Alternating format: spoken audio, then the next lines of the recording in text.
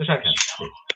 হ্যাঁ, যেটা বলছিলাম তারেক ভাই, অ্যাকচুয়ালি আমি তো এখন দেশে, আমি নিজেই ব্যাপারটা দেখছি। ইভেন হ্যাঁ। আমি নিজে হাইটা বারোয়াখালী মুক্তিবার বাড়ি থেকে সরকারি প্রাথমিক পার হয়ে বিদ্যালয় থেকে তারপরে ব্রাহ্মণখালী পর্যন্ত রাস্তা আমি পার নিজে হতে হাঁটছি। বাজারমুখী যেতে হয়, তো আর আপনাদের একটা জিনিস আমি দ্রুত অবজার্ভ আহ্বান করলাম জানাবো আসলে সরকার আমাদের সচেতনতার অভাব, যেটা আমি মনে করি ব্যক্তিগতভাবে।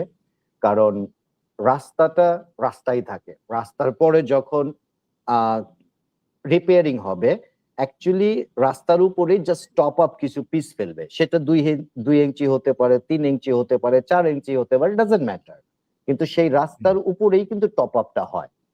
তো এখন চারপাশ দিয়ে যারা আছে, এখন আমরা সবাই মনে করি আমরা একটু উঁচুতে থাকবো।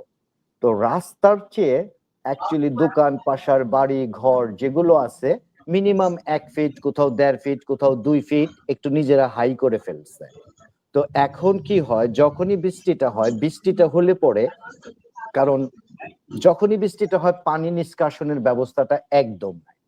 তো এর জন্য আমি মনে করি যে আমাদের নিজেদের উদ্যোগ নিতে হবে যে এট লিস্ট কি কইরা, যে হয়তো সম্পূর্ণ স্টেপ বাই স্টেপ অনেকগুলা হয়তো পানি নিষ্কাশনের ব্যবস্থা করা যাবে না, কারণ এটা বৃহৎ একটা বাজেটের ব্যাপার।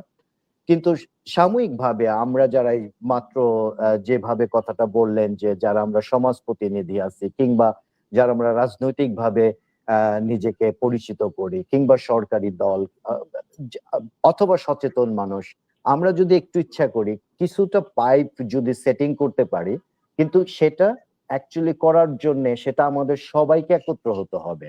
এটার বৃহৎ স্বার্থে, কারণ একটা পাইপ দিতে গেলেও দেখা যাবে যে হয়তো ২ টা দোকান আছে, ২ টা দোকানের মাঝখানে একটা ছোট্ট করিডোরের মতো আছে। ঠিক সেই করিডোরের ওখান দিয়ে একটা পাইপ, একটু লং পাইপ দিতে হবে। হয়তো এগুলো আমরা করতে পারবো। কিন্তু এই পানি নিষ্কাশনের ব্যবস্থা যতদিন পর্যন্ত আমরা না করতে পারবো, অ্যাকচুয়ালি বারোয়াখালী বাজারের এই সমস্যাটা সমাধান হবে না বলে আমি মনে করি। হয়তো হয়তো যখন সরকারিভাবে বড় একটা কাজ আসবে, হ্যাঁ আসবে, ইটস ফাইন। কাজ আসবে, কাজ হবে। কিন্তু কাজ হওয়ার পরেও তারেক ভাই সেই সমস্যাটাই হবে। কারণ ওই যে পাশে আমরা যারা আছি, আমরা একটু সচেতনার অভাব। কারণ আমরা চাচ্ছি যে আমরা নিজের ভিটেটা একটু হাই করি। কিন্তু আমরা পানি নিয়ে কেউ ভাবতেছি না। কারণ পানি মানুষের জীবন। এটাই কথার সত্য।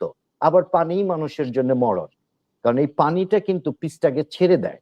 আর পানিটা যখন যেতে পারে না, ওই গাড়ি বা ট্রাক হোয়াটএভার দিয়ে রাস্তার উপর দিয়ে হুন্ডা, সাইকেল, অটোরিকশা কন্টিনিউ একটা প্রেশার তৈরি করে ফেলে। সেই কারণে রাস্তাটা অটোমেটিক খারাপ হয়ে যাচ্ছে।